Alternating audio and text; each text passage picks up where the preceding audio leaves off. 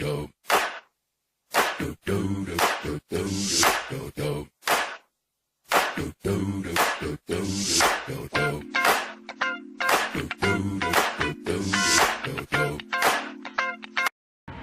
trabajado mucho y me lo he pasado muy bien con todas mis compañeras.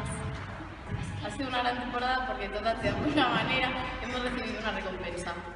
Y bueno, hemos trabajado mucho, a la hora de salir al tapiz hemos demostrado todo lo que hemos trabajado, pero los nervios también pueden jugar una mala pasada. Yo creo que ha ido bien, ha sido un poco difícil porque con las gimnastas que competíamos eran muy buenas, pero creo que el esfuerzo ha valido la pena.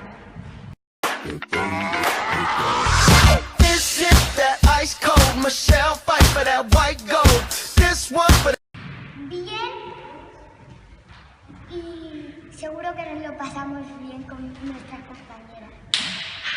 Yo veo venir que nos va a salir bien y que vamos a trabajar mucho.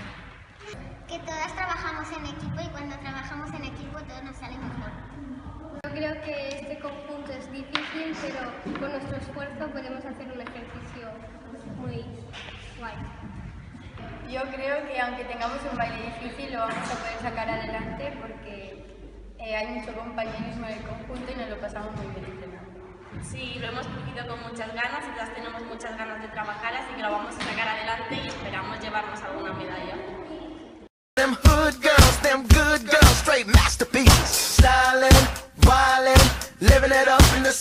Que me lo paso muy bien con mis compañeras y me gusta estar con ellas. Lo que más me gusta es el ambiente que hay entre nosotras y que siempre nos apoyamos muchísimo y aunque a alguna les salga mal el baile o tenga nervios, pues siempre les estamos ayudando y siempre estamos ahí para todo. Salir al tapiz y demostrar todo el esfuerzo y el trabajo que hemos dedicado en todos los entrenos. Estar con mis compañeras y animarlas cuando salen al tapiz. Them hood girls,